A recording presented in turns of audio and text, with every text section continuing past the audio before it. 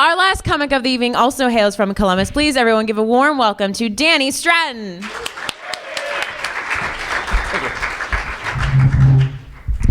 Hey, how about a nice round of applause for Jessica Inslee, everybody?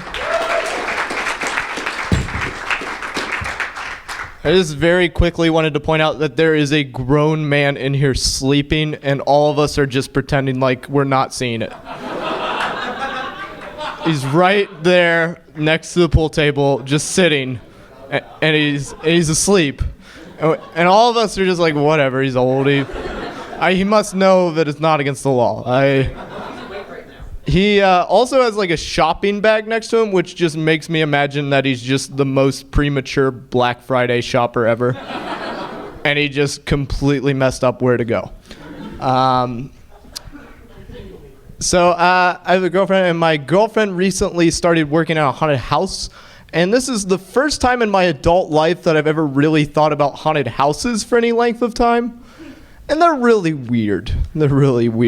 Essentially, every single person who goes to a haunted house does this. You pay for an experience of being scared, an experience we all agree is an unpleasant one. Then the way the haunted house chooses to deliver it is in a way that would never, ever come up unless you went to a haunted house. But to me, the scariest things in life are the things that could happen to any single one of us on any given day, and that's what makes them scary. But I think that'd make for a more interesting haunted house, right?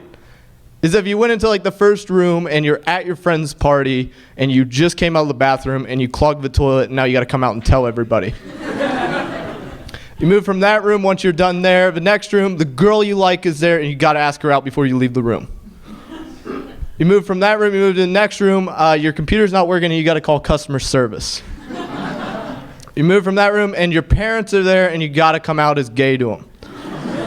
Then you move from that room and it's to the next room and it's the last room and it's a callback room and you got to break up with the girl you asked out earlier because it turns out you're gay now. I think the only thing that I know that is definitely scarier than a haunted house, it's got to be Walmart at night. Walmart at night is so scary.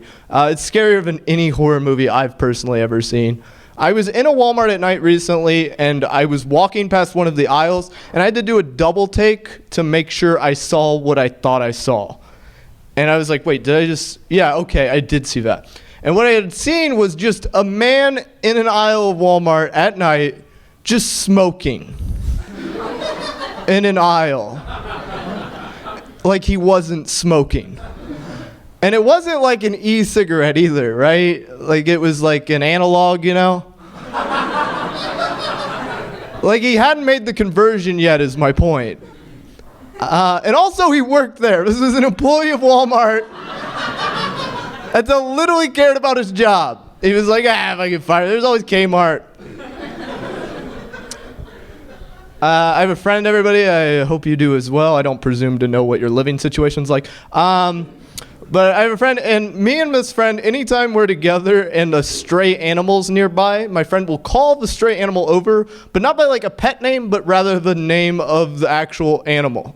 So like if it's a dog, you'll be like, dog, come here, dog, get over here. And then about half the time it will work, just because it's an animal. And this got me thinking because like a lot of new parents like to name their kid like a unique name, like a name that normally you wouldn't associate with a child. And I think if you're going to go that route, if you're going to try to be creative, why not human? If you're going to have a kid, why not name it human? And then when people like try to call you on it, be like, it's like an old family name. There's a whole bunch of humans in our family, old family tradition. It goes back years and years and years and years. We named him after our grandfather, actually. Wasn't your grandfather's name Philip? Well, yeah, we named him after Philip. Like years and years after Philip was named, we named our kid Human. So that joke works chronologically. I like movies. Anybody in here a big movie fan? A few people. I'm a huge movie fan, and I watch so many movies that sometimes I'll notice similar scenes in movies. Like action movies have a ton of these.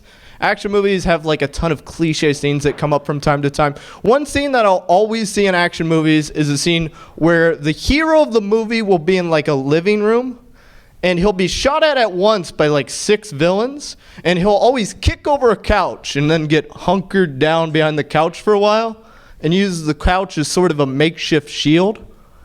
But here's the thing. In the entire history of cinema, nobody's ever been shot through a couch.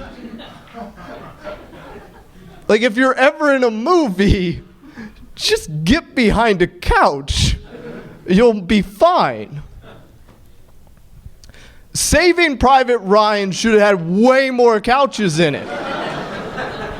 It should have been soldiers storming the beaches, all pushing giant couches. I'm going to leave you guys on this. I am thinking about selling my last words on Earth for advertising purposes. Because to me, your last words are supposed to be very meaningful, but I kind of want to go just the complete opposite and have them be very meaningless and have everybody just questioning why I said that right before I die. Because I just imagine that scenario, and it's so funny to me, where I'm hopefully on my deathbed at an old age, surrounded by many loved ones, and I just have to be like, kids, scooch closer, kids. Scooch closer. Son, there's something I've always been meaning to tell you, son. Go to Men's Warehouse, son. Go to Men's Warehouse, son. Trust me, son. You are gonna like the way you look. I guarantee it. And then just die. Also, at some point, I'm gonna convert to Judaism. And look, I'm not particular. Highest bidder. Highest bidder does not matter to me if it makes any sense. Again, same scenario. Oh, get it quick. Oh, daddy's a lot of pain. Get it quick. Why is he so far away from daddy? I'm on his deathbed. Get over here quick. A lot of energy. About to die. Son, get in the zone. AutoZone. And then just die.